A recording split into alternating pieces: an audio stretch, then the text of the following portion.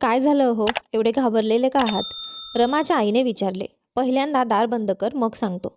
अशोकराव म्हणाले आणि त्यांनी दार बंद करून घेतले. अहो, बाहेर पाहुणे आहेत. मुलीचा हळदी समारंभ चालू आहे. पाहुणे काय म्हणतील? काहीतरी बोला देवासाठी.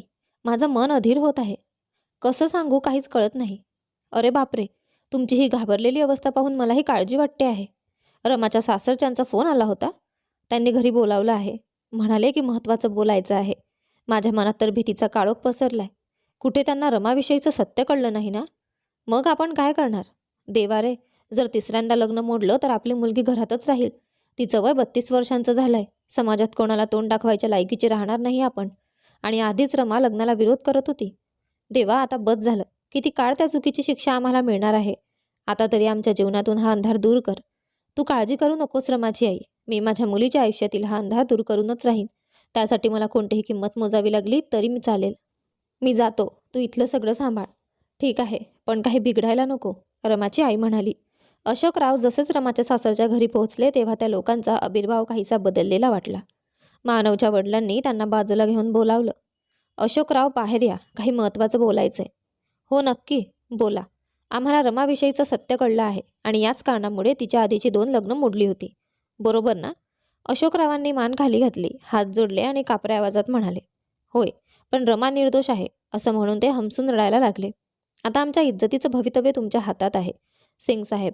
रमाला हळद लावली गेली आहे. उद्या वरात येईल. पाहुणेही आले आहेत आणि मानवसुद्धा रमाची वाट पाहतोय. हो, पण आम्हीही मजबूर आहोत. समाज अशा मुलींना सहज स्वीकारत नाही.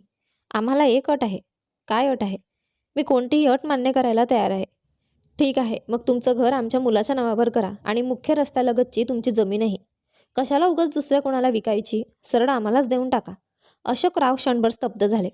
ठीक आहे, पण मी हे कागदपत्र लग्न झाल्यावर वरात आल्यावरच सही करेन. ठीक आहे, पण ही गोष्ट फक्त आमच्यातच राहिली पाहिजे. हो, आणि मानवला कधी याची कल्पना देता कामा नये. तुम्ही निश्चिंत राहा. अशोकराव जेव्हा घरी परतले तेव्हा रमाची आई घराच्या उंबरठ्यावर त्यांच्या आतुरतेने वाट पाहत होती. त्यांना पाहतच ती त्यांच्याकडे धावली, पण त्याने डोळ्यांनीच इशारा करून सांगितलं की सगळं ठीक आहे.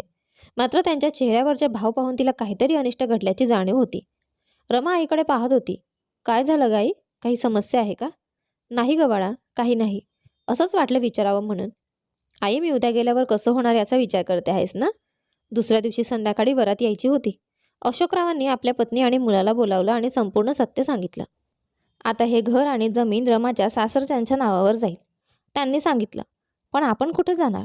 त्यांच्या पत्नीने विचारले. त्यात काय मोठं? दीदीच्या आनंदापेक्षा हे घर मोठं नाही आपल्यासाठी. त्यांचा मुलगा म्हणाला. 1 वर्षाने माझं MBA पूर्ण होईल. आपण नवीन घर घेऊ, तोपर्यंत कुठेतरी भाड्याच्या घरात राहू. इतकं ऐकताच रमाची आई हमसून रडू लागली. कशाची शिक्षा मिळते आहे आपल्याला? काश हा अंधार कधी आपल्या आयुष्यात आला नसता. दाराच्या बाहेर रमा उभी होती. ती सगळं ऐकून हादरली होती. सत्य आता तिच्यासमोर स्पष्ट होतं. इतक्यात वरात दाराशी पोहोचली. मानवच्या वडिलांनी अशोकरावांना हटकले. हो हो अंकलजी, झाले. पोलीस तुमच्या स्वागताला उभे आहेत. त्यांचा राग 7व्या आसमानावर पोहोचला होता. ते गरजले. रमा, तुझी इतकी हिंमत आमची बदनामी करायची? चारित्रहीन कुठली. म्हणूनच 2दा तुझं लग्न मोडलं. तुझ्यासारख्या मुलीशी कोण लग्न करेल? आधीच आपली इज्जत घालवलेली आहेस. तुझ्या बापावर दया करून आम्ही तयार झालो होतो लग्नासाठी. जर इथल्या लोकांना तुझं सत्य कळलं तर तू आयुष्यभर कुवारीच राहशील. रमा पुढे झाली. तिच्या डोळ्यात एक वेगळी ठाम जिद्द दिसत होती. तर मग फारच चांगली गोष्ट आहे. जर 12 वर्षाच्या वयात माझ्यावर झालेल्या अमानुष अत्याचाराला लोक माझ्या चारित्र्याशी जोडून पाहतात, तर नाही करायचं मला असल्या संकुचित विचारांच्या माणसाशी लग्न. जर एका महिलेवर बलात्कार होणं म्हणजे ती अपवित्र आणि चारित्र्यहीन होणं असेल, तर अशा घाणेरड्या मानसिकतेच्या माणसाशी लग्न करणं मी कधीही पसंत करणार नाही. आणि हे सत्य मी स्वतः मानवला सांगितलं होतं, जेणेकरून नात्याची सुरुवात खोटेपणावर होऊ नये. पण मला काय माहीत होतं की तुम्ही बाप बेटे या सत्याचा असा फायदा घ्याल. आणि हो, पोलिसांना आता हेही सांगा की मानवची पत्नी पहिली अवघ्या 2 दिवसात का मरण पावली होती. अशोकराव रमाकडे पाहू लागले. रमाने त्यांच्याकडे पाहून म्हटलं. हो पप्पा, मीच मानवला माझ्या भूतकाळाविषयी सांगितलं होतं आणि या लोकांनी मात्र त्यांच्या पहिल्या लग्नाविषयी आम्हाला अंधारात ठेवलं. पप्पा, हे घर तुमचं होतं आणि तुमचंच राहील. आई, आता रडू नकोस. मी लहान होते जेव्हा लोकांनी सांगितलं तेव्हा मुकाट्याने ऐकलं. चुकीच्या गोष्टींसमोर आवाज उठवायची हिंमत नव्हती. पण आता नाही. आता मी अन्याय सहन करणार नाही. का? फक्त स्त्रीच्या चारित्र्याचीच कसोटी घेतली जाते? हा माझ्या जीवनाचा अंधार होता, जो आता दूर झाला आहे. मी माझ्या भीतीवर मात केली आहे. काय? लग्न न केल्यास एका स्त्रीला समाजात सन्मान मिळू शकत नाही का? आता मला कोणाच्याही प्रमाणपत्राची गरज नाही.